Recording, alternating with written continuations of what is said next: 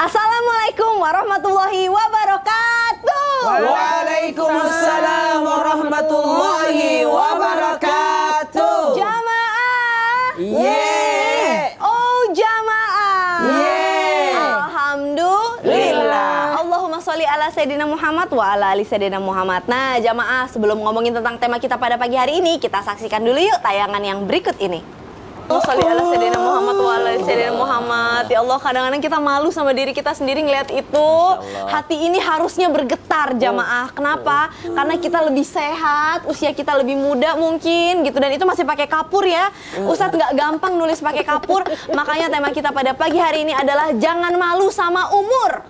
Jangan malu sama umur. Nggak ada yang bisa ngebatasin kita untuk terus belajar kalau kita punya hati yang bersih dan niat yang baik. Nah Ustadz Maulana berbicara tentang umur nih Ustadz. Bener nggak sih dalam Islam itu ada dua hal yang berbahaya yang bisa menghalangi kita untuk memiliki niat yang baik untuk dalam belajar. Apa sih dua hal itu Ustadz?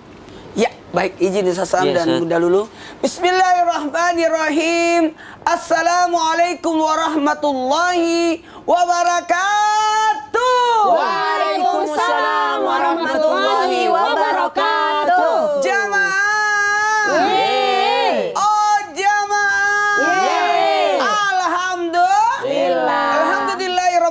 Allahumma salli ala sayyidina Muhammad wa ala sayyidina Muhammad. Hati-hati kepada para penuntut ilmu atau orang yang berusaha untuk mencari ilmu, atau dalam hidup dalam dunia ini kita butuh ilmu, tapi ternyata ada dua orang yang tidak akan menuntut ilmu. Padahal kita harus berada di 5 sisi ini. Yang penting jangan yang kelima. 1 sampai 4 tapi jangan yang kelima. Menjadi pengajar, belajar, pendengar, ataupun yang keempat adalah yang mencintai. Yang penting jangan masuk yang kelima, pembenci. Ternyata ada dua orang yang tidak mau menuntut ilmu, dan tidak akan mungkin dia menuntut ilmu. Yang pertama, tidak akan menuntut ilmu orang yang pemalu, dan yang kedua adalah orang yang sombong. Hadis riwayat Bukhari. Dan ternyata kenapa para pemalu ini, orang pemalu itu, mohon maaf, malu bertanya sesat di jalan. Banyak bertanya, malu-maluin. Dan mohon izin, pemalu itu tidak akan mungkin bisa menuntut ilmu karena dia akan timbul kelalaian, timbul banyaknya alasan, dan timbulnya hal yang menyia-nyiakan.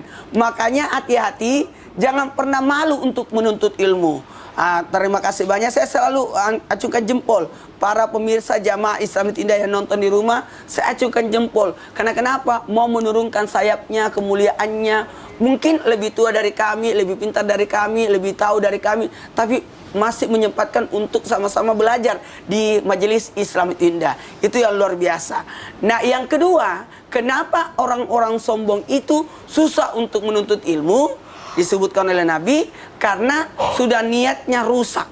Orang sombong itu kalaupun dia menuntut ilmu, niatnya sudah rusak dan inginnya cuma dikenal. Dan saya yakin kalau orang sombong pasti bosan. Bosan. Itu hati-hati ya. Kemudian yang paling berbahaya ketika orang sombong itu merasa dirinya lebih baik.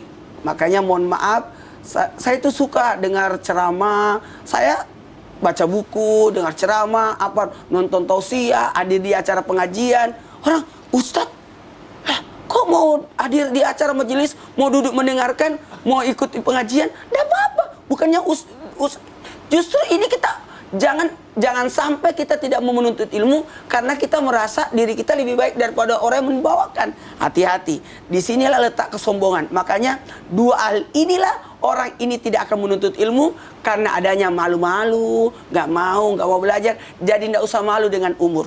Insyaallah. Yarfa'illahu allazina amanu minkum wallazina utul ilma darajat. Akan diangkat beberapa derajat bagi orang yang berilmu dan beriman. Sekali lagi, berilmu dan beriman. Jadi luar biasa kalau dua hal ini luar biasa akan kita dapat. Yang penting jangan dua yang tadi. Apa tadi? Pemalu dan sombong. Jadi artinya kalau orang yang malu itu memang sulit untuk berkembang. Sulit untuk berkembang, tidak mau bertanya, tidak mau mencari ilmu, tidak mau mendatangi majelis. Malu, aku lagi hamil, aku lagi ada pengajian Ustazah Lulung, lagi tausiah di majelisnya. tidak mau datang. Jadi harusnya kita bisa mengembangkan diri, apalagi menambah penceramahnya ilmu. Ustaz Sab, ngapain kita dengan Ustaz Sab? Kan Dia masih muda.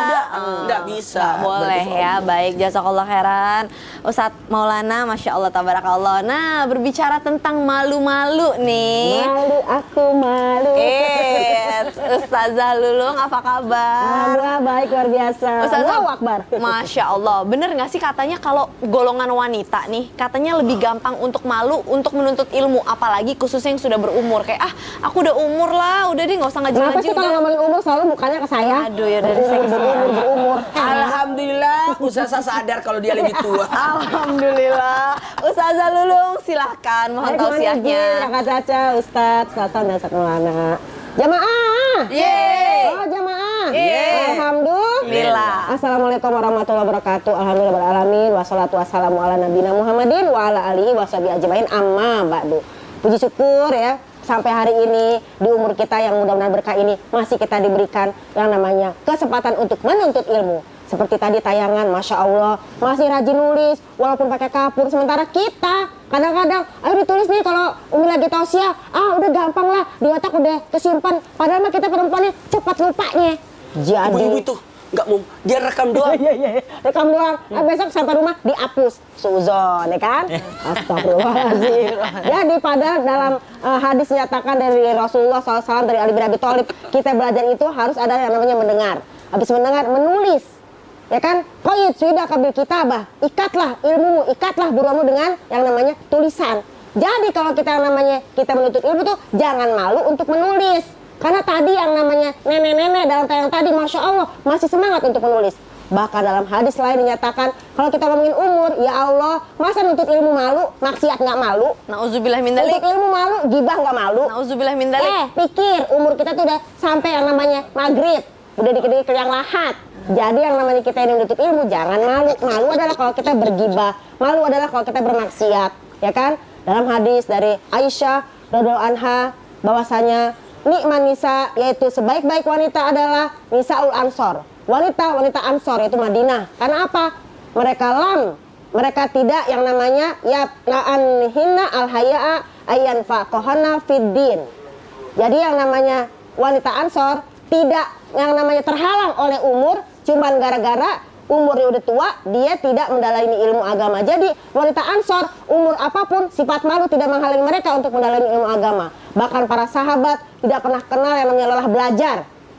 Kita ingat suatu mahfuzat mengatakan, utlubul ilma minal mahdi ilal lahdi. Tuntutlah ilmu dari sejak buayan, di ayun-ayun, masih kecil, sampai ke liang lahat. Jadi menuntut ilmu itu mudah-mudahan menjadi barokah, nggak tua, nggak muda, tetap kita belajar. Bahkan yang namanya kita belajar ini nggak bisa namanya, udahlah aku udah tamat, cukup majelis salim 1 tahun aja. Soalnya kalau saat tahun berikutnya aku udah nggak punya baju, dress code segala macam, lagi sih majelis salim pakai dress code, repot jadinya. Majelis salim itu sebenarnya adalah bagaimana kita datang dengan ikhlas menuntut ilmu. Maka dalam kalimat dari Imam Syafi'i rahimahullah, salah satu syarat menuntut ilmu adalah tula zaman, yaitu waktu yang panjang, tidak pakai umur. Mau umurnya muda, mau umurnya tua, mau umurnya muda, mau umurnya tua, kita terus belajar. Karena apa? Memang sih kalau udah tua kadang-kadang cepat lupa. Belajar di waktu kecil bagai mengukir di atas batu. Belajar sesudah dewasa. Bantuin apa sih? Nggak tahu lagunya Ustazah. Mungkin di atas air. Jadi Sebenarnya itu lagu kasidah. Itu lagu kasidah. Saya juga mau ngikutin. Aku tahu lagunya, cuma nadanya salah. Keseringan nada pop jadinya kasihnya jadi pop Kok gitu. kasidah dipopin? Jadi aku juga mau ikut. Tapi kalau berbicara umur berarti Ustaz Sam waktu duha. Kalau Caca waktu duhur. Aku waktu asar. Aku Jam maghrib. Alhamdulillah bukan Isa. Masya Allah, tabarakallah, jazakallah khairan kasiran. Iya, Ustazah, artinya nggak ada batasan Nggak ya ada batasan. untuk belajar itu nggak ada batasan. Baiklah kalau begitu. Ustadz Syam, Iya. assalamualaikum. Waalaikumsalam warahmatullahi wabarakatuh. Nah, Ustadz Syam berbicara tentang belajar, pengen tahu dong ada nggak sih kisah ketika baginda Rasulullah SAW masih menginjakan kaki di muka bumi ini, ada sahabat yang katanya tuh suka banget belajar menuntut ilmu, bahkan nggak malu walaupun usianya sudah lanjut. Mohon tausiahnya. Baik, bismillahirrahmanirrahim. Tabi guruku Ustaz Maulana, Bunda Lulung, Kak Caca, serta guru-guru kami yang dimuliakan Allah Subhanahu wa Ta'ala. Kak Caca ini tipe yang sangat luar biasa dalam belajarannya saya. Masya Allah. Bahkan sampai kalau bertanya itu udah kayak penyidik. Jadi subhanallah, dicecer gitu ya, subhanallah. Karena Maka- produser kita namanya Sidik. Jadi kita harus menjadi penyidik. Alhamdulillah Rabbil Alamin. Wassalatu wassalamu ala ashrafil anbiya wal mursalin Sayyidina Muhammadin wa ala alihi wa sahbihi ajma'in. Asbahna wa asbahal mulku lillahi Rabbil Alamin. Subhanak la ilma lana illa ma 'allamtana innaka antal alimul hakim. Rabbi shrah li sadri wa yassir li amri wahlul 'uqdatam min lisani yafqahu qawli waj'al li waziran min ahli. Amin amin amin ya Rabbal Alamin. Ada seseorang yang ditakdirkan oleh Allah Subhanahu wa Ta'ala untuk lahir di dalam Ka'bah. Jadi orang ini bernama Hakim.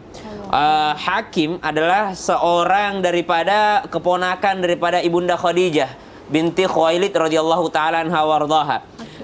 Hakim lahir di dalam Ka'bah. Orang tuanya bernama Hashim, ya, anak daripada Khuwailid. Jadi dia adalah keponakan langsung daripada Ibunda Khadijah radhiyallahu taala anha wardaha. 5 tahun lebih awal lahir daripada baginda Nabi SAW. Namun ternyata walaupun lebih tua 5 tahun daripada baginda Nabi SAW, beliau ini sering mengajak Rasulullah untuk bermain. Tidak lupa. Jadi sahabat kecilnya Rasulullah, ya, tumbuh kembang bersama dengan baginda Nabi SAW. Namun ternyata tidak sesuai prediksi. Orang-orang memprediksi Hakim ini adalah orang yang menjadi as-sabiqunal awwalun. Orang-orang yang awal-awal langsung percaya kepada kenabian baginda Nabi Muhammad SAW. Jadi walaupun menjadi seorang yang dekat dengan Rasulullah, bahkan lebih dekat lagi setelah Rasulullah menikah dengan Ibunda Khadijah, namun Hakim ini tidak serta-merta langsung masuk Islam. Hakim tiba-tiba lebih tertarik dengan pendapat mayoritas. Karena mayoritas di kota Makkah adalah menentang dakwah Rasulullah SAW. Kata Hakim, ngapain saya ikut-ikutan? Ya temennya temen aja gitu. Sahabat ya sahabat aja. Kita temenan ya temenan. Teman dari kecil ya teman dari kecil. Kita ada ikatan keluarga juga. Ya begitu aja. Tapi kalau kepercayaan, saya lebih percaya kepada pendapat mayoritas. Mayoritas orang Makkah tidak percaya kepadamu, wahai Muhammad. Maka aku pun ikut tidak percaya kepadamu. Barulah setelah Nabi SAW hijrah ke Madinah, lalu 10 tahun kemudian Rasulullah pulang ke kota Makkah dalam kejadian Fathu Makkah, pembebasan kota Makkah. Pada saat itu Rasulullah SAW memang sudah menargetkan. Ada 4 orang yang ditargetkan oleh Rasulullah SAW. Salah satunya diantaranya adalah Hakim tadi. Hakim ini harus, kata Rasulullah, mendapatkan hidayah. Bagaimana caranya kita fokus kepada si Hakim ini? Maka ketika Rasulullah sampai di sana, Rasulullah mengingatkan kepada para sahabat, kalau engkau masuk ke rumahnya Hakim, bahkan orang kafir Quraisy, kalau ia berlindung di rumahnya Hakim, maka dia akan aman. Lalu ternyata pada kejadian itulah Hakim, ya, langsung memeluk agama Islam dan mengatakan asyhadu an la ilaha illallah wa asyhadu annaka Muhammadar Rasulullah. Lama berteman dengan Rasulullah, namun di usia senja baru ia masuk Islam. Lalu ternyata apa yang diisi dalam kehidupan Islamnya Hakim tadi? Hakim ternyata radhiyallahu anhu warda itu lebih banyak daripada belajar dan menangis. Jadi hidupnya dipenuhi dengan belajar dan menangis, belajar dan menangis, belajar dan menangis. Ditanya oleh anak-anaknya, wahai ayahanda, kenapa hidupmu diisi dengan belajar dan menangis? Saya belajar karena saya merasa ketinggalan masuk Islam, dan saya menangis kenapa saya begitu lama baru dapat hidayah. Saya menangis karena kenapa saya adalah orang yang sangat dekat dengan Rasulullah, namun kenapa saya yang terlambat untuk mendapatkan hidayah. Maka hari ini saya akan lebih banyak lagi belajar tentang Islam, lebih banyak lagi dekat dengan Rasulullah SAW, mempelajari firman Allah yang turun kepadanya. Lalu ternyata hidupnya juga diisi dengan banyak menangis karena menyesali kenapa 20 tahun berlalu baru ia masuk Islam atau mengakui kenabian baginda Nabi besar Muhammad sallallahu alaihi wasallam. Wallahu taala alam. Masya Allah. Terus kalau orang-orang yang nggak suka nangis itu gimana? Ada loh orang yang nggak bisa nangis, nggak bisa menitikkan air mata tuh gimana tuh Ustaz? Ya, air matanya tidak keluar tapi dianggap menangis. Kenapa? Karena dia hatinya yang menangis. Masya Allah, tabarakallah. Baik, jazakallah khairan katsiran, Iya. Ustadz Syam. Maaf nih, afwan guru-guruku, jamaah Islam itu Iya. indah. Kalau boleh tahu ya, Iya. karena kita tinggal di Indonesia, jadi Iya, kan iya. nggak apa-apa bertanya seperti ini. Nomor sepatu? Bukan. Usianya Ustadz Maulana berapa? Hampir 50. Hampir, jadi 48, 49, Ya pokoknya hampir 50 lah. Oke, kalau Ustadz Lewat dulu, 50. Kalau aku seksi. apa Iya. tuh? Seket siji. Seket siji. 51. Masya Allah, tabarakallah. Ini kalau di Eropa nggak sopan nih nanya-nanya kayak gini nih. Kalau Ustadz Syam, Hampir 30. Hampir. masih kepala 2. Heeh. Masya Allah, kepala 2. Luar biasa, hafal Quran anak 1. Amin. Luar biasa. Kalau saya Saya sih nggak enak nanya juga berapa. Iya, Ustaz. Kalau saya kira saya itu 29. Setelah dihitung-hitung saya udah 32 ya. Tapi berasanya 29, Masya Allah, tabarakallah. Soalnya katanya kalau kita udah menginjakan usia 40 tahun, itu katanya ada rahasianya loh, Ustaz. Betul. Iya ya? Apa sih sebenarnya? Tapi jangan dipusingin. Kenapa? Jangan dipusing karena usia 40 itu ternyata ada kelebihan-kelebihan yang Allah Subhanahu wa taala berikan kepada orang yang berusia 40. Bahkan para ulama mengatakan bahwasanya saya tidak melihat ulama lain itu fokus terhadap akhiratnya kecuali mereka sudah mencapai angka 40 tahun umurnya. Dan Apa ternyata spesialnya itu, 40 tahun ini kita jelaskan setelah yang satu ini. Tetap di Summit Indah Jamaah alhamdulillah. Ya kok gantung sih, ini lagi ngedenger.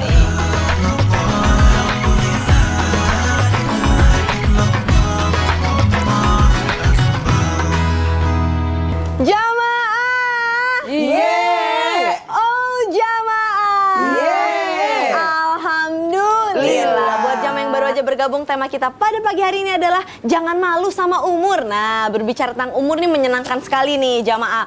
Karena katanya ada rahasia besar ketika kita sudah menginjakkan kepala 4 atau udah masuk umur 40.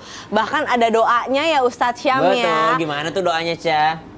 A'udzubillahi minasyaitonirrajim. Bismillahirrahmanirrahim. Terus. Robbi a'udzini an ashkura ni'mataka allati an'amta alayya wa ala walidayya. Terus. Wa an amalan solihan tardohu wa aslihli fi dzurriyyatihi. Ini Nggak pakai hi. Fi zuriyati. Fi dzurriyyati. Ini tubtu ilaika wa inni minal muslimin. Masya Allah, tabarakallah. Udah siap Saya juga- umur 40. Iya, saya juga masih belajar. Artinya jamaah, nggak apa-apa salah-salah, nggak selalu hafal tuh nggak apa-apa. Yang penting punya guru, gitu. Yang penting kita berusaha ngafalin terus. Nah, itu tuh artinya doanya itu apa? Dan kenapa orang di usia 40 tahun itu, Ustadz Syam, kenapa baru menuntut ilmu di usia itu? Kenapa nggak sebelumnya gitu? Apa sih hikmahnya? Mohon tausiahnya. Bismillahirrahmanirrahim. Tapi guruku Ustaz Maulana, Ustaz Lulung, Kak Caca serta guru-guru kami yang dimuliakan Allah Subhanahu wa taala. Maka di dalam Al-Qur'an kalau dikatakan tadi Kak Caca bahwa ada satu doa hatta idza balagha arba'ina sanah, sampai menginjakkan usia 40 mereka berdoa Rabbi auzi'ni an ashkura ni'mataka allati an'amta alayya wa ala walidayya. Wahai Tuhan, ajarkan aku, bimbing aku agar selalu mensyukuri nikmat yang Engkau berikan kepada aku. Jadi usia 40 tahun itu adalah usia yang sangat perlu untuk kita syukuri. Bahkan kita penting untuk mengingat-ingat 40 tahun saya udah hidup di dunia ini ya, hijriyahnya. Kalau hijriyahnya 40 berarti kalau Masehinya 37 tahun barangkali itu sebenarnya udah 40 tahun hijriah atau misalnya 38 tahun. Maka subhanallah minta agar mampu bersyukur nikmat Allah Subhanahu wa taala. Kalau ditanyakan usia belajar di usia 40 tahun, sebagaimana lagunya tadi Ustazah Lulung yang tidak jelas nadanya, ya. Jelas artinya tapi Jelas nadanya mana, salah. yang penting kita garis bawahi Ayo kita maknanya. nyanyiin lagunya. 1, 2, 3. Belajar di waktu kecil bagai mengukir di atas batu. Belajar. Rapnya sih. Iya. Belajar Sesudah dewasa. Itu. Bagaikan mengukir di atas Ya, air. itu dia. Oke, terlepas Baru daripada benar, ya? nadanya tadi, kita ambil dakwanya saja. Nada dan dakwah. Ternyata ada satu kisah menarik dari seorang imam qiraat, imam besar bacaan Al-Qur'an, ya Imam Al-Kisai. Di antara qiraat 10, qiraat 10 itu ada namanya bacaan versi riwayat Imam Al-Kisai. Imam Al-Kisai itu mulai belajar Al-Quran dan belajar nahwu saraf itu di usia 40 tahun. Luar biasa, Masya Allah. Diberikan hidayah oleh Allah Subhanahu wa ta'ala. Disebabkan karena apa? Ada satu peristiwa, dia sedang mengembala kambing, sedang bersantai di pekerjaannya, atau sedang bekerja keras, keringatan. Tiba-tiba ada seorang ibu yang sedang menggandeng anaknya, memaksa anaknya belajar Al-Quran. Sana sekolah kau belajar, sana belajar Al-Quran, hafal Al-Quran sana. Anaknya enggan untuk belajar gitu. Malas mah. Tiba-tiba ibunya mengatakan, belajar, jangan sampai hidupmu seperti orang itu. Subhanallah. Ketika mendengar hal tersebut, Imam Al-Kisai langsung mengatakan, ya Rab, saya menjadi contoh orang bodoh. saya tidak mau seperti ini. Pulang ke rumah, dia jual semua kambingnya, dia jual semua dombanya, lalu berangkat dengan uang yang dihasilkan, belajar menuntut ilmu di usia 40 tahun, dan pada saat itu ia pun menjadi seorang imam besar. Subhanallah, imam besar bacaan qiraat, imam besar bahasa Arab. Dia karena usia 40 tahun tadi dibimbing oleh Allah Subhanahu wa taala. Namun ternyata terlepas daripada angka ini, karena angka ini luar biasa nih 40. Rasulullah itu menerima wahyu di usia 40 tahun. Semua nabi di usia 40 tahun, luar biasa. Karena ternyata usia 40 tahun itu adalah usia di mana dia mampu mensyukuri nikmat Allah Subhanahu wa taala. Makanya ada juga ungkapan, setelah 40 tahun kalau belum taubat juga, maka susah dapat hidayah. Kenapa? Karena disitulah titik baliknya seorang manusia. Bahkan ada satu ungkapan, bukan hanya ungkapan Islam, mengatakan life begin at 40, ya. Hidup dimulai pada usia 40 tahun. Kenapa? Karena ternyata pada saat itu adalah titik balik kehidupan manusia. Wallahu ta'ala a'lam. Masya Allah, tabarakallah. Jadi memang spesial karena para rasul dan nabi-nabi pun menerima wahyu di usia 40 tahun. Jadi kita sebagai manusia tuh harus berstrategi dalam menata hidup lah. Apa yang mau kita lakukan nanti insya Allah kalau Allah panjangkan umur kita sampai usia 40 tahun. Amin, amin. Jazakallah khair, Ustadz Syam. Nah, Ustadz Maulana berbicara tentang umur nih, Ustadz Maulana nih. Katanya nih, kalau misalkan kita, itu kan kadang-kadang tergantung dengan lingkungan kita. Lingkungan. Nah, kalau lingkungan kita itu tidak mendukung kita, khususnya ketika kita usia senja, membuat kita nggak mudah untuk belajar, apakah lebih baik kita ganti lingkungan? Ya, kalau lingkungan teman-teman mungkin lebih gampang diganti. Kalau lingkungan keluarga, emang orang tuanya males, emang kakaknya males, emang adanya males, masa kita suruh ganti keluarga kan nggak mungkin. Gimana dong Ustadz Maulana? Mohon tausiahnya. Baik, izin Ustaz Sam dan Bunda Lulung. Bismillahirrahmanirrahim. Allahumma shalli ala sayyidina Muhammad wa ala sayyidina Muhammad. Terima kasih banyak, kita sama-sama belajar karena bisa jadi yang mendengarkan jauh lebih baik daripada kami yang menyampaikan. Dalam hal ini kalau terjadi keinginan untuk menuntut ilmu tapi terkendala dengan lingkungan, ya lebih parah lagi langsung dikatakan lingkungan rumah gimana, enggak dukun dan sebagainya. Ketahuilah ketika dukungan itu tidak hadir dalam lingkungan untuk menuntut ilmu, maka ada kalimat seperti ini, menuntut ilmu dengan cara cari ilmu. Makanya ada ungkapan utlubul ilmi walau bisin, tuntutlah ilmu walaupun di negeri Cina. Nah, kenapa Cina yang disebut? Karena 3 penyebabnya. Cina jauh dari Arab, berarti tuntutlah ilmu walaupun jauh.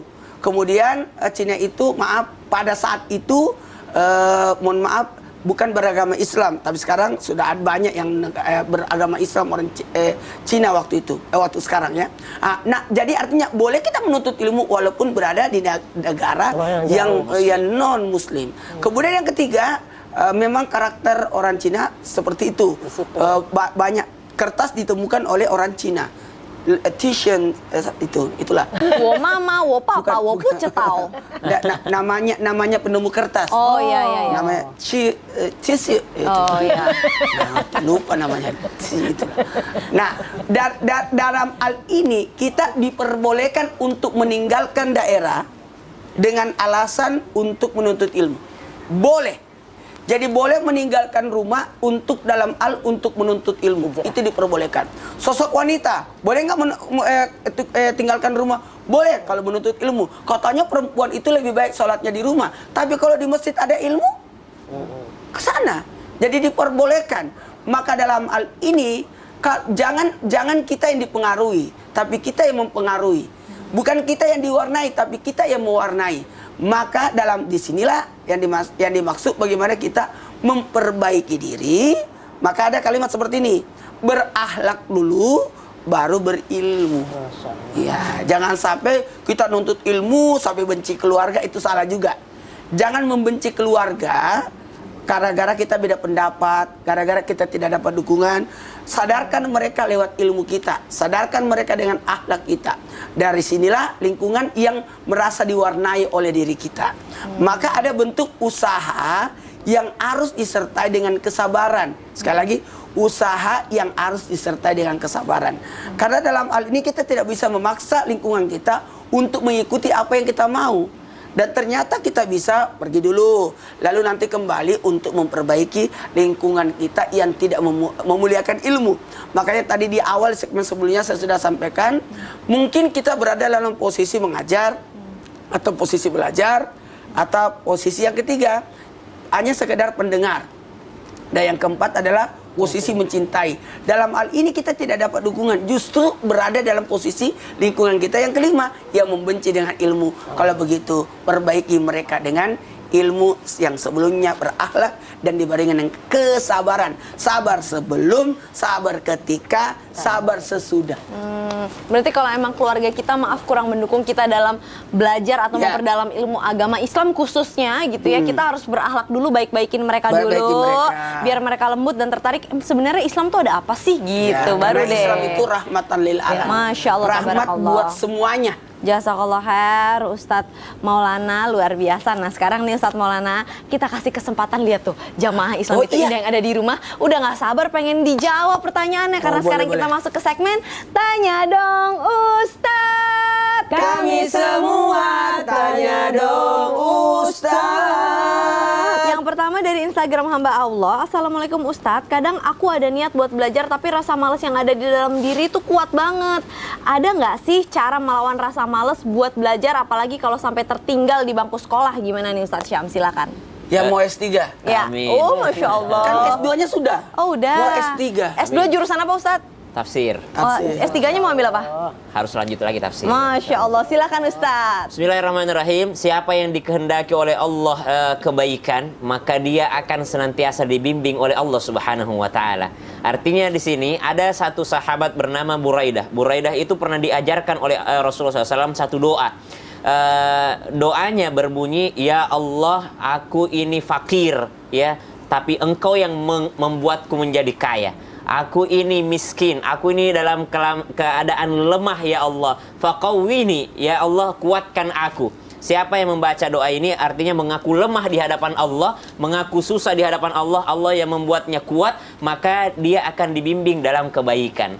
Maksudnya adalah ketika kita mendapatkan rasa malas, perbaiki hubungan kita kepada Allah Subhanahu wa taala. Mendapatkan rasa tidak ingin belajar, maka dekatkan hati kita dengan Allah Subhanahu wa taala. Dilawan dengan cara mendekatkan kita dengan cara ibadah. Mungkin kita malas belajar, ya. Kalau dalam keadaan malas belajar, kita perbaiki sholat sunnah kita mungkin. Kita perbaiki hubungan kita dengan sholat tahajud. Ustadz, jangankan belajar aja malas, apalagi tahajud Ustadz. Berarti ini tidak ada harapan lagi kalau gitu. Makanya harus ada dua ini, ibadah dan belajar. Kapan kita agak malas, futur sedikit dalam belajarnya, maka kuatkan dengan ibadah. Kapan kita agak malas sedikit dalam ibadahnya, maka kuatkan dengan belajar. Karena dua hal ini akan selalu saling berkaitan dan saling mendukung. Wallahu Masya ta'ala. Allah, jazakallah khair Ustadz Syam. Berikutnya ya, dari Instagram hamba Allah. Assalamualaikum Ustadz.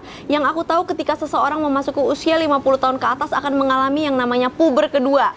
Tapi mengapa rata-rata seseorang yang mengalami puber kedua itu tidak ada atau bahkan tidak memiliki rasa malu, terus malah diumbar-umbar bagaikan anak ABG yang sedang kasmaran? Gimana nih Ustazah Lulu? Yang nanya siapa ya? Nggak tahu, hamba Allah ini. Allah. Umur 50 tahun lagi Ya. ya. Astagfirullahaladzim. Tapi bukan saya kan itu. Bukan. Mohon izin Ustadz Maulana, Sasa dan kakak Ya. Caca Frederika. Jamaah. Yeay. Oh jamaah. Yeay. Alhamdulillah. Jadi kalau kita ngomongin masalah usia, yang namanya puber 1, puber 2 atau apapun, sebenarnya memang tidak melihat usia. Kedewasaan itu tidak lihat dari usia. Kedewasaan bisa dilihat dari pengalaman kehidupannya. Dan ternyata kalau kita ngomongin masalah udah umur 50 masih aja umbar-umbar, ya kita jangan suzon dulu. Mungkin yang pertama ya, dia belum yang namanya merasa bahagia pada masa kecilnya, sehingga ketika usia sekian dia cari perhatian atau caper. Jadi kita harus mengetahui bahwa latar belakang orang itu berbeda-beda. Yang kedua, mungkin dia belum paham dengan ilmunya. Karena apa? Memang dalam Al-Quran dinyatakan la taqfu ma laisa laka bi ilmun. Janganlah kita mengatakan sesuatu tanpa ada ilmunya. Ini udah usia sekian, udah umbar-umbar, nggak ada rasa malu. Padahal Nabi telah mengingatkan kita, al-haya'u minal iman. Malu adalah sebagian daripada iman. Jadi yang pertama kita lihat, oh mungkin dia belum paham ilmunya. Oh mungkin dia lagi cari perhatian. Oh mungkin dia sedang menghibur diri. Terlalu banyak masalah yang dihadapi di usia seperti itu, akhirnya dia tuh mencari perhatian sini, perhatian sini. Dan padahal kalau kita ngeliat masalah ajal tidak menentukan mau muda maupun tua. Jadi yang pertama kita ingetin orang-orang seperti ini adalah apa? Bahwa hidup itu tidak selamanya. Dan yang kedua, ingat, yang namanya kita ini dikasih umur oleh Allah itu nyari berkah, bukan nyari panjang umur, tapi dari berkahnya umur. Nah, orang seperti ini mudah-mudahan kita doain lagi, semoga dia jangan sampai mengumbar-ngumbar. Kenapa? Ibnu Mas'ud radhiyallahu anhu mengatakan, kalau kita berbuat dosa terang-terangan, maka kita harus bertobat terang-terangan. Bukan kita pamer, biar orang tahu bahwa kita bertobat. Tapi kalau kita berbuat dosanya diam-diam, maka kita bisa yang namanya bertobat dengan secara diam-diam. Nah, jadi kalau kita melihat orang seperti ini, kok kayak ABG, kayak kasmaran ya, mungkin kalau bahasa julidnya adalah norak. Hah? Baru pubernya sekarang, norak banget, kenapa nggak dari dulu? Nah, kembali lagi, doa diajarkan oleh guru kita tadi, sebelum 40 tahun, sebelum yang namanya kita usia, yang namanya ABG atau apapun, kita banyak baca doa. Rabbi auzi'ni an ashkura nikmataka allati an'amta alayya wa ala walidayya wa an amala sholihan tardahu. Semoga kita punya amal yang diridhoi oleh Allah Subhanahu wa taala. Dan yang ketiga, kita nggak bisa menghakimi orang, kita hanya mendoakan. Ingat, pokoknya bilang aja sama dia, yang namanya kehidupan dunia hanya sebentar, tapi kematian pasti menyusul. Yaitu apa? Orang kaya mati, orang miskin mati, raja-raja mati, rakyat biasa mati. Nah, orang tua mati, orang muda mati. Jadi sebagai orang tua, kita tuh yang namanya menjadi contoh panutan. Mudah-mudahan kalau kita ngomongin masalah usia, kembali lagi, dewasa tidak dilihat daripada usia. Dan mudah-mudahan orang-orang yang mungkin tadi kita temukan udah umbar-umbar, kalau kita kenal dekat sama dia, kita ngomong empat mata. Kalau kita nggak kenal, kita doain. Karena apa? Kita nggak tahu kehidupan seseorang pada masa lalunya atau masa yang akan datang. Kita pun nggak tahu kita ini nanti husnul khotimah ataukah su'ul khotimah. Sungguhnya amalan itu yang Allah lihat adalah pada saat akhirnya. Amin. Gitu. Ya Allah, insya Allah Allah mudahkan kita semua untuk selalu bisa memperbaiki amal ibadah kita. Jazakallah khairan kasiran. Ustazah jazakillah khairan.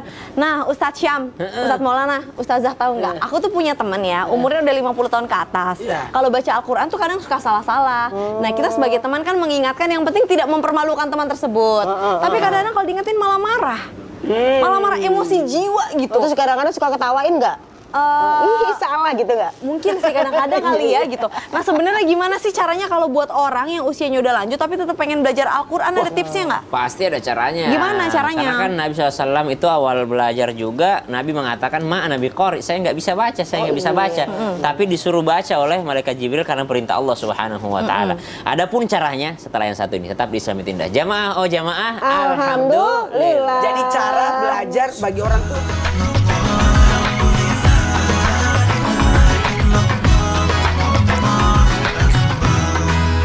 Jamaah.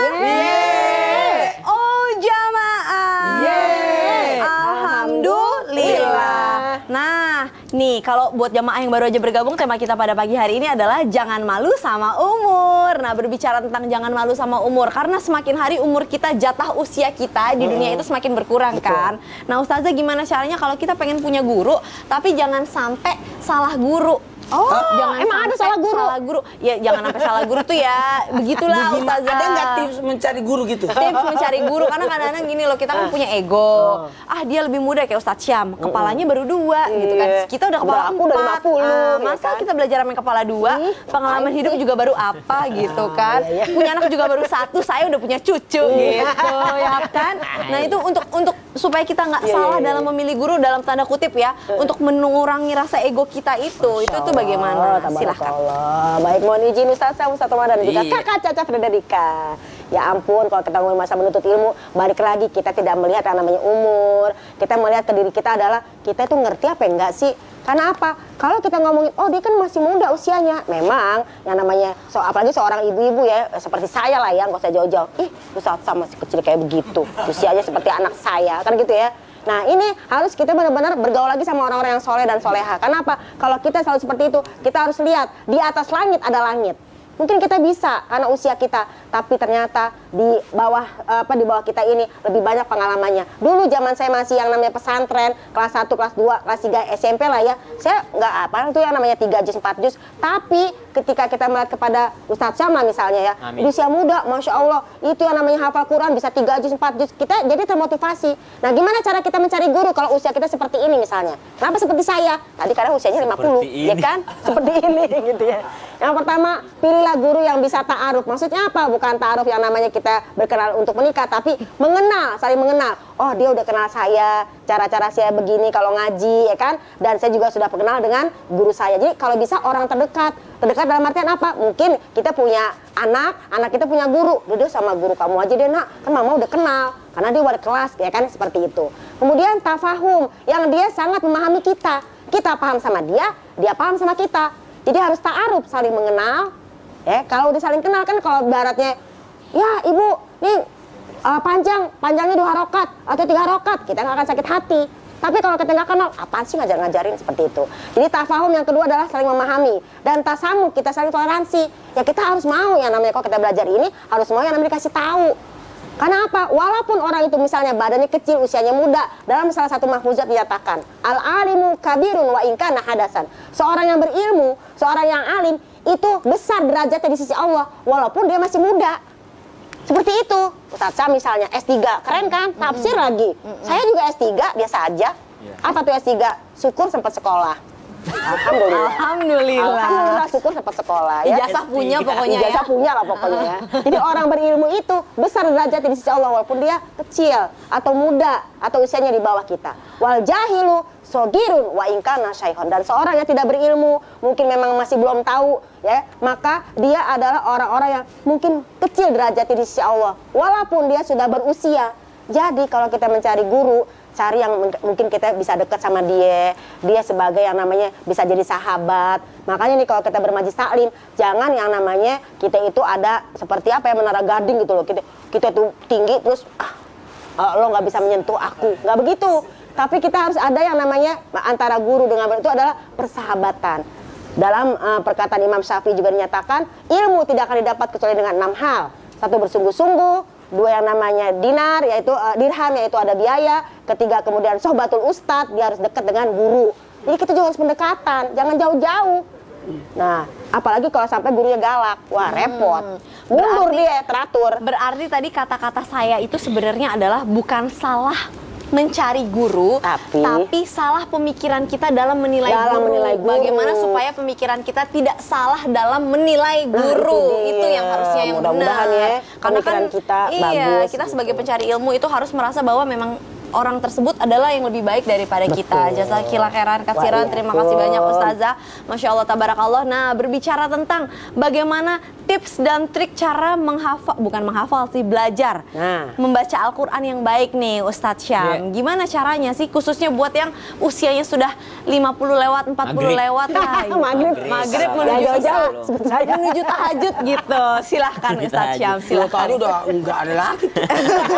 Tapi guru Ustadz Maulana, Bunda Lulung, Kak Caca, serta guru-guru kami yang dimuliakan Allah Subhanahu wa Ta'ala, serta para jamaah Islam itu indah yang jauh lebih senior mungkin usianya dibanding kami, namun masih mau mendengarkan Islam itu indah. Ya, yang pertama, bagaimana cara kita agar belajar Al-Quran dengan mudah? Maka yang pertama pahami dulu. Ada satu ayat dalam Al-Quran, Allah katakan sendiri, "Walaqad yassarnal Qur'ana lidzikri fahal mim muddakir." Sungguh kami telah memudahkan Al-Quran bagimu. Maka harus ditanamkan dalam hati bahwa Al-Quran itu mudah. Al-Quran itu mudah, Al-Quran itu mudah. Menghafal Al-Quran itu mudah, menghafal Al-Quran itu mudah. Makanya banyak sekali metode-metode menghafal Al-Quran dengan cara yang sangat mudah. Para ulama ya, termasuk diantaranya Imam Bukhari, pada saat masih kecil, beliau hendak menghafal Al-Quran. Ketika sampai di gurunya, karena dalam keadaan buta tidak bisa melihat Imam Bukhari pada saat itu, ketika gurunya membaca Al-Quran, Imam Bukhari langsung hafal. Maka setelah menghafalkannya, apakah disuruh lanjut oleh gurunya menghafal Al-Quran? Tidak. Kata gurunya, berhenti engkau menghafal Quran, sekarang engkau pergi untuk menghafal hadis. Langsung pulang kepada ibundanya mengatakan, bagaimana mungkin anakku engkau bisa menghafal hadis, engkau dalam keadaan buta? Maka gurunya mengatakan bahwasanya karena menghafal Al-Quran jauh lebih mudah dibandingkan menghafal hadis. Maka yang pertama, tanamkan bahwa belajar Al-Quran itu adalah mudah. Yang kedua yang menjadi dalil agar kita termotivasi belajar Al-Quran, Al-Quran turun bukan hanya untuk orang Arab, tapi Al-Quran turun untuk orang Islam, untuk Muslim. Maka jangan kita katakan bahwa, aduh Ustadz lidahku memang begini, lidahku udah Jawa banget misalnya, atau Sunda banget. Alam taro kaifa fa'ala. Alam taro kaifa fa'ala kalau kata orang Sunda. Kata orang Jawa mengatakan ijazul zilatil ardu jiljalaha. Ya, idza zulzilatil ardu zilzalaha. Orang Bugis mengatakan siratal lasina. Siratal lasina. Ya, masing-masing punya dialek sama-sama, tapi ingat, Al-Qur'an turun untuk orang Islam, bukan hanya orang Arab. Jadi siapapun bisa untuk membenarkan bacaan Al-Qur'annya. Jadi ada motivasi dalam diri untuk mendekatkan diri kepada Allah Subhanahu wa taala. Tapi tetap tidak bisa, Ustaz, maka pahalanya sudah dapat. Walaupun tidak bisa, pahalanya tetap dapat. Banyak kaidah-kaidah dalam Al-Qur'an itu berbeda-beda negara. Makanya ada 7 qiraat. Contoh misalnya Al-Fatihah. Ihdinas siratal mustaqim. Zirata. Ada yang membaca seperti itu karena tidak bisa ihdinas siratal mustaqim. Kemudian ada juga wadduha, jadi wadduha. Karena orang Turki itu, orang Turki kalau dia tidak bisa menggabungkan 2 huruf vokal.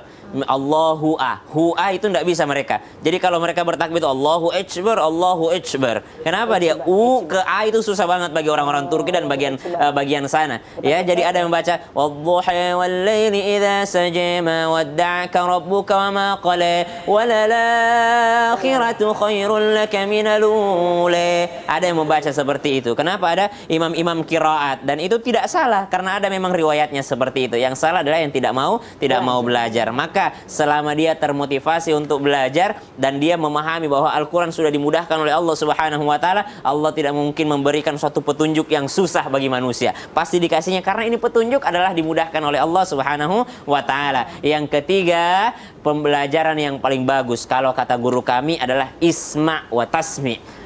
Dengarkan lalu perdengarkan, dengarkan perdengarkan, dengarkan perdengarkan. Kalau kita belajar teori saja, idgham bila gunna, idgham bi gunna, ini adalah izhar, ini adalah idgham, susah. Kalau tidak pernah mendengar dan tidak pernah memperdengarkan, maka teori terbaik atau cara terbaik belajar Al-Qur'an adalah mendengar lalu memperdengarkan. Dengarkan, perdengarkan, dengarkan, perdengarkan. Wallahu taala a'lam. Jadi artinya PR nih ya, pertama motivasi diri dulu, Betul. kedua cari guru. Betul. Nggak ada alasan nggak punya guru karena guru-guru itu banyak bahkan yang berjihad sampai ke desa-desa ya. Mereka memang pengen berdakwah, Masya Allah. pengen menyebarkan ilmu sebaik-baiknya. Masya Allah, tabarakallah. Jazakallah khair. Nah, Ustadz Maulana Ya. berbicara tentang niat pengen belajar. Sudah niat belajar. Tapi kan usia udah senja. Senja. Tiba-tiba niat, tiba-tiba besokannya atau minggu depannya dicabut nyawanya Allah Subhanahu wa taala. Nggak sempat belajar serius.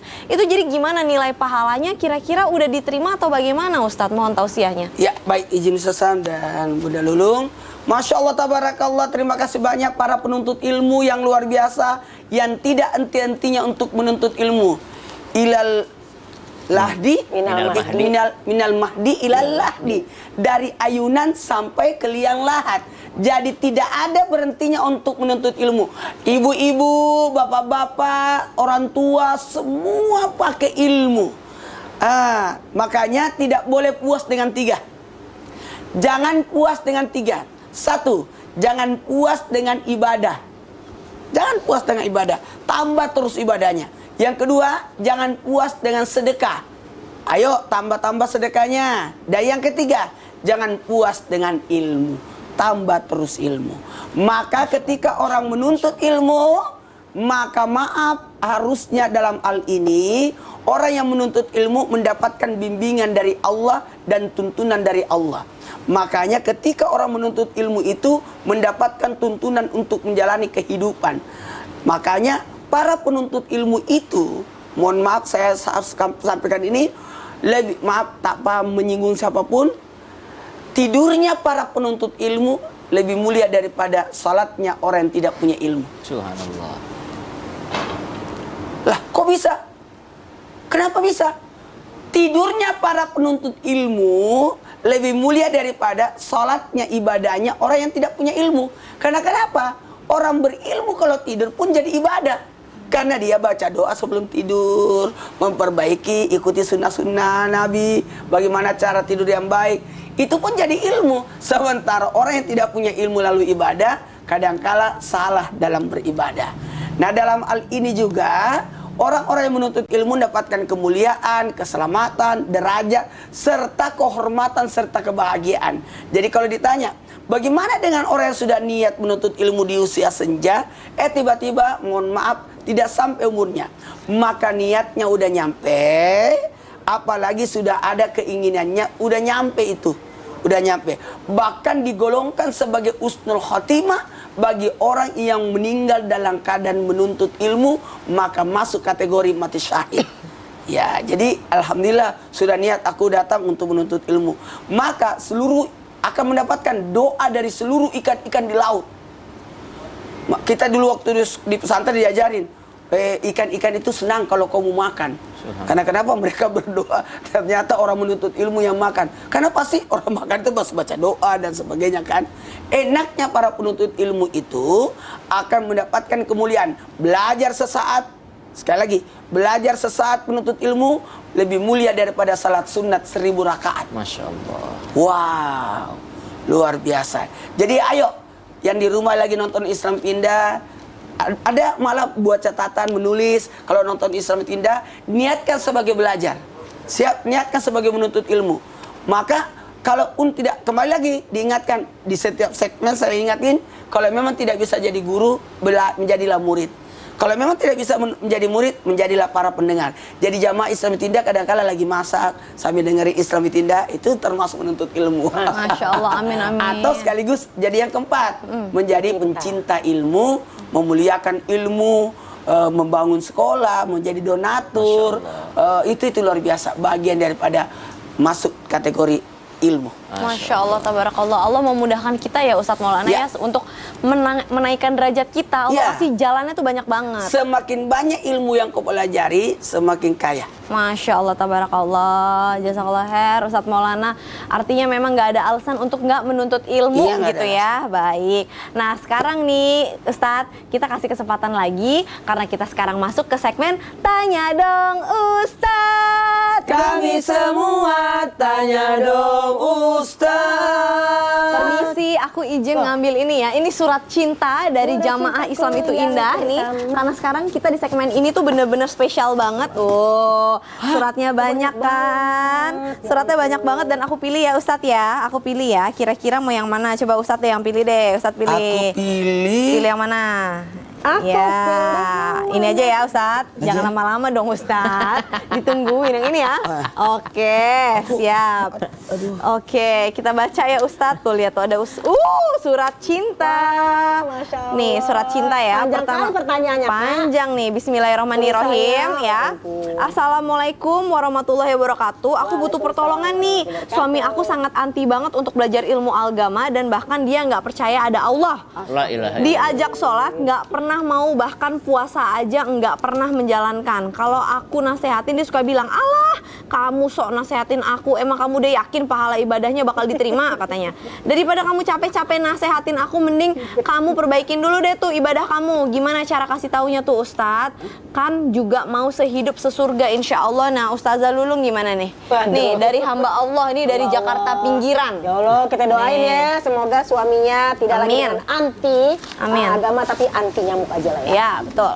Bismillahirrahmanirrahim. Masya Allah, untuk yang bertanya ya kita doain semoga kita sama-sama juga sedang belajar. Jadi kalau ada mungkin pasangan kita merasa kayaknya anti banget sih, susah banget diajak ibadah. Yang pertama, Al-Quran telah membimbing kita dalam surat Toha ayat 132. Bismillahirrahmanirrahim. Wa'mur ahlaka bisolati wastobir alaiha. Yang pertama wa'mur, perintahkanlah. Artinya apa? Kita juga sebagai pasangan jangan bosan-bosan.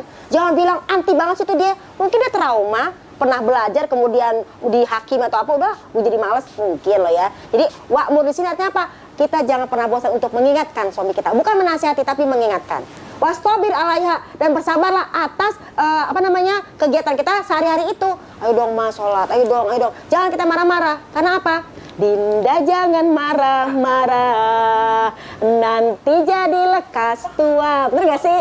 Jadi yang pertama, tetap kita jangan bosan mengingatkan. Kedua, wastobir alaiha, bersabar atas apa yang kita hadapi. Jatuhin kertasnya. Oh iya. Jatuhin kertas, Oh iya, jatuh. Kertasnya jatuh. Oh iya. Terus Itu ada lagunya keluar itu. Oh iya, iya. Enggak, saya lagi dengerin. Gitu. Aku jadi lupa deh. Sebenarnya ini. Jadi kalau kita memiliki pasangan, kita ada proses. Pertama, selalu perintahkan dan jangan bosan-bosan. Kedua, wastobir, kita tetap bersabar dalam menjalankan itu. Dan ternyata kalaupun kita sudah ingatkan, masih juga yang namanya dia belum mendengar, kita jangan marah. Karena apa? Hidayah dalam milik Allah. Dalam surat Yunus dinyatakan ya, bahwasanya ketika kita memberikan suatu pengetahuan atau kita kasih nasihat, bukan nasihat, mengingatkan, maka dinyatakan apa? Bahwasanya afa anta tukrihun nasa, apakah engkau benci kepada seorang manusia atau kepada pasanganmu ketika dia tidak mau juga beriman? Tukrihun nasa, engkau membenci dia. Karena apa? Sungguh yang namanya hidayah adalah milik Allah Subhanahu wa taala. Jadi kita sebagai pasangan yang punya cita-cita sehidup, sesurga, ya kan? Dulu kan ta'aruf, dulu tafahum, lama-lama takutnya tak tinggal. Iya, Karena iya, apa? iya, Katanya dia udah mengenal pasangannya, udah memahami. Kalau seperti ini, jangan lagi kita namanya mengeluhkan apa? Hidayah kembali lagi adalah milik Allah. Dan yang kedua, la tahdi man ahbabta, la tahdi man ahbabta. Sungguh engkau tidak akan bisa memberikan hidayah kepada siapa yang engkau cintai. Pasangan kita cintai, anak kita cintai, jangankan pasangan. Mungkin kita salah dalam bicara, jangan-jangan kita ngomong yaitu tunafiru, kita takut-takutin. Kalau kamu gak sholat, nanti begini-gini. Padahal masih banyak yang namanya cara kita berdakwah, yaitu dakwah itu mengajak, bukan mengejek. Dakwah itu membina, bukan menghina. Dakwah itu merangkul, bukan memukul. Dan mudah-mudahan dalam pasangan kita ini kita benar-benar bisa berdakwah dengan sebaik-baiknya. Amin, insya Allah. Jadi dakwah itu nggak cuma ceramah, di keluarga juga kita berdakwah. Mudah-mudahan ku anfusakum wa ahlikum naro, jagalah dirimu dan keluargamu dari siksa api neraka. Amin, ya Allah. Semoga kita doakan ya. Ya. Gitu. Jadi suami Udah istri pun selesai tadi. Makanya kita standing close. Jadi suami istri pun juga ada adabnya ya. Ada Harus adab sabar dong. tadi dan juga Dan tadi juga emang ada prosesnya. jangan bosan. Ini nih, catatan nih buat wanita ibu-ibu. Ya. Jangan pernah menceramai suami. Oh. Karena Ada tidak saya dong. suami itu perasaannya kan tidak mau digurui. Oh, betul. Ada adabnya. Diingetin aja. Betul. Dirayu. Oke, baiklah kalau begitu. Nah, jamaah Islam itu indah. Masih bakal banyak banget jawaban dari jamaah yang insya Allah akan dijawab oleh guru-guru kita setelah ini. Jadi jangan kemana-mana, tetap di Islam itu indah. Jamaah. Yeay. Oh, jamaah. Yeay. Alhamdulillah. Dinda jangan mati.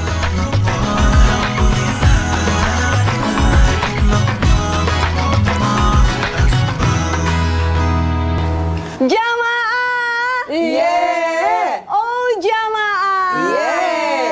Alhamdulillah. Pasti jamaah udah gak sabar ya pengen dijawab pertanyaannya. Iya deh, iya. Karena sekarang kita masuk ke segmen Tanya Dong Ustadz. Kami semua tanya dong Ustaz. Yang pertama dari Instagram hamba Allah. Assalamualaikum Ustadz, kenapa ya perasaan aku kalau belajar ilmu agama itu susah banget diserapnya daripada ilmu mistis? Astagfirullahaladzim. Lebih gampang diserapnya. Emang ada tipsnya ya Ustadz, biar aku bisa gampang dengan mudah mempelajari ilmu agama yang banyak banget istilah-istilah Arabnya. Kadang aku suka susah ngomongnya Ustadz. Gimana nih Ustadz Maulana? Solusinya satu dulu. Apa? Sebelum saya bahas. Menikmati. 1, 2, 3. Menikmati. Nikmati. Banyak orang takut kalau datang guru ini karena pelajarannya susah, nggak mau ikut belajar fisika karena susah, ngapalin rumus-rumus dan sebagainya, nggak mau. Salah, harusnya yang susah itu yang didalami. Kayak gampang itu udah. Tapi ada tipsnya sebenarnya gini. Agar mudah menuntut ilmu, yang pertama carilah yang ringan-ringan dulu. Kemudian baru jadian ringan dulu, baru yang selanjutnya yang ringan, kemudian yang mudah. Makanya kalau orang biasa belajar Al-Quran, kita ambil juz amma dulu, juz 30. Kenapa bukan juz 1? Kenapa bukan surah Al-Baqarah dulu? Tapi justru diambilnya surah-surah pendek. Al-Quran juga begitu, turunnya secara berangsur-angsur, pelan-pelan, tidak usah terlalu buru-buru. Kemudian di surah-surah yang turun yang pendek-pendek dulu kan. Jadi di periode Mekah itu adalah periode di mana kita harus diajarkan untuk lebih mudah. Nah, ini lagi. Apalagi cari teman. Jadi kita kadang-kala menuntut ilmu karena ada temannya dan sebagainya, jadi enak pertemanan itu karena teman itu mengingatkan, menyadarkan. Lalu ada cari guru dan lingkungan. Pasti kita punya guru favorit. Pasti ada. Kemudian lingkungan yang mewarnai kita karena dukungan lingkungan itu penting juga. Kembali lagi di 4 ini baca dengan tulisannya, baca, maknai, amalkan dan cintai. Dan mungkin kenapa dia lebih gampang belajar ilmu mistis karena memang kan kalau yang banyak berkahnya tuh emang bikin ngantuk, bikin apa, tapi kan berkah pahalanya banyak. Kalau yang mistis-mistis kayak gitu kan auzubillah min dalik. Makanya waktu saya mau jadi guru harus menyenangkan. Ya kadang-kadang kita ngajarin dewa lagu-lagu. Salat perlu itu ada 5, masing-masing mempunyai waktu. Mulai dari subuh hingga waktu duhur, dari asar, maghrib serta isya. Waktunya subuh itu dimulai terbitnya fajar hingga terbit matahari. Luar biasa kalau begitu. Langsung kita masuk ke pertanyaan berikutnya ya Ustadz, izin ya. Bismillahirrahmanirrahim dari Instagram hamba Allah. Assalamualaikum Ustadz. Aku sama mertua kita tuh beda aliran. Waktu itu aku ngajak mertua aku datang ke kajian bersama-sama. Pas sampai rumah kita berdebat apa yang isi dari kajian tadi. Tapi aku nggak mau ngalah lah Ustadz. Soalnya mertua aku langsung bilang haram lah, inilah itulah katanya. Tapi aku nggak mau ngalah karena mertuaku langsung bilang haram inilah itulah. Sampai akhirnya aku sama mertuaku jadi kurang kompak lagi dan buat teguran. Bahkan sungkan nih, nauzubillah min dalik. Gimana nih Ustadz Syam nih? Karena beda aliran katanya tuh. Gimana sih Jadi maksudnya? dalam Islam semua akan tertuju pada Al-Quran dan juga Sunnah. Betul. Semua akan kembali kepada Al-Quran dan Sunnah. Ada masalah-masalah khilafiyah yang diperdebatkan oleh para ulama. Tapi para ulama tidak pertengkarkan. Ingat, diperdebatkan bukan menjadi sebuah pertengkaran. Jadi sangat keliru ketika beda pendapat justru malah menjadi pertengkaran internal dalam keluarga. Karena para ulama saja yang jelas-jelas berbeda pendapat tidak pernah berantem, tidak pernah bertengkar. Gak pernah kita dengar cerita Imam Syafi'i berantem dengan Imam Malik gara-gara kunut. Tidak pernah. Tidak pernah kita dengarkan Imam Syafi'i berantem dengan ulama lain gara-gara maulid. Tidak pernah. Ya, tidak pernah kita dengarkan gara-gara beda sayyidina dengan tidak pakai sayyidina. Semuanya mereka menyatu walaupun perbedaan pendapat dalam menafsirkan satu ayat Al-Qur'an, walaupun perbedaan pendapat dalam hal mensyarah sebuah hadis. Jadi mereka berbeda pendapatnya, namun jalinan silaturrahimnya, jalinan ikatan antar sesama muslimnya masih sangat kuat. Maka yang dikedepankan adalah apa yang namanya fikih prioritas. Jadi hukumnya kita sudah tahu, oh guru saya mengatakan bahwa saya tidak kunut subuh. Oke, kalau sudah mendapatkan pendapat yang itu dan meyakini pendapat yang itu, ada yang mengatakan pendapat demikian, ikuti, silahkan diikuti. Namun jangan menyalahkan mertua mungkin yang kunut gitu. Kalau misalnya di rumah mau akikah atau lahir anaknya, azanin anaknya, ada pendapat daripada kalangan ulama Syafi'i dengan mengazani begini.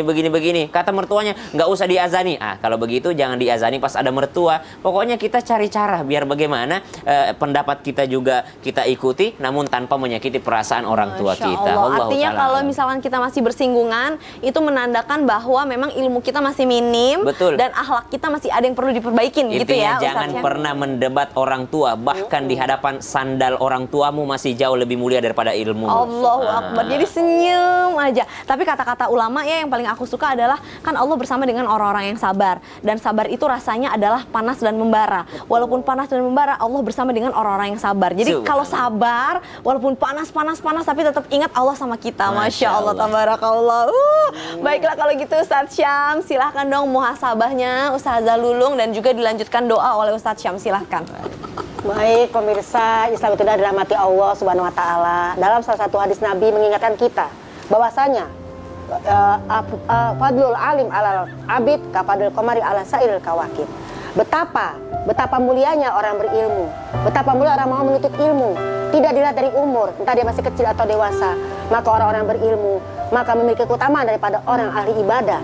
Orang berilmu dibandingkan dengan orang ahli ibadah bagaikan rembulan yang dibandingkan dengan gugusan bintang-bintang. Walaupun bulan itu hanya satu bentuknya, tapi dapat menerangi bumi ini.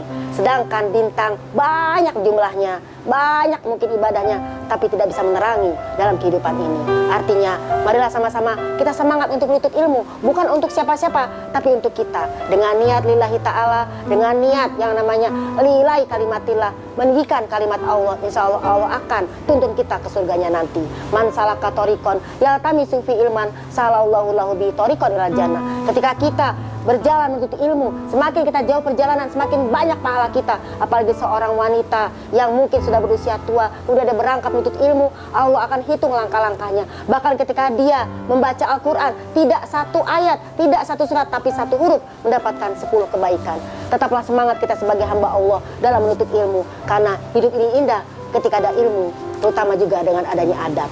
Mudah-mudahan Allah berikan kita jalan ke surga dan Allah berikan kita hidayah yang memang sangat dirindukan oleh kita sebagai hamba Allah. Bismillahirrahmanirrahim. Alhamdulillahi rabbil alamin. Allahumma salli ala sayyidina Muhammadin nabiyil ummi wa ala alihi wa sahbihi wa sallim. Allahumma arhamna bil Qur'an waj'alhu lana imaman wa nuran wa hudan wa shifaa'an wa rahmah. Allahumma dhakkirna minhu ma nussina wa 'allimna minhu ma jahilna warzuqna tilawatahu ana al-layli wa atrafa an-nahar waj'alhu lana hujjatan la hujjatan 'alaina ya arhamar rahimin. Allahumma ij'alil Qur'ana rabi'a qulubina wa nura sudurina wa jalaa'a ahzanina wa dhahaba humumina. Ya Allah, ya Tuhan kami, panjangkan umur kami ya Allah, umur dalam ketaatan padamu ya Allah. Rabbi yassir wa la tu'assir, panjangkan umur kami dalam kemudahan menuntut ilmu, belajar tentangmu ya Allah, dan kumpulkan kami bersama ulama, bersama para sahabat, bersama baginda Nabi sallallahu alaihi wasallam di Jannatul Firdaus. Wa sallallahu ala sayyidina Muhammad walhamdulillahi rabbil alamin. Amin amin ya Allah ya rabbal alamin. Terima kasih kepada guru-guru kami dan juga kepada seluruh jamaah Islam itu indah. Insya Allah pelajaran hari ini adalah bukan tentang berapa panjang umur kita, tapi seberapa berkah usia yang kita gunakan dalam hidup ini untuk bekal hidup kita nanti di akhirat insya Allah. Dan sekarang saatnya saya Caca Frederika beserta segenap tim Islam itu indah yang bertugas mohon pamit undur diri dulu. Mohon maaf apabila ada salah-salah kata. Insya Allah besok kita ketemu lagi masih tetap di jam yang sama. Dan sekarang saatnya kami semua pamit undur diri. Wassalamualaikum warahmatullahi wabarakatuh. Waalaikumsalam warahmatullahi wabarakatuh.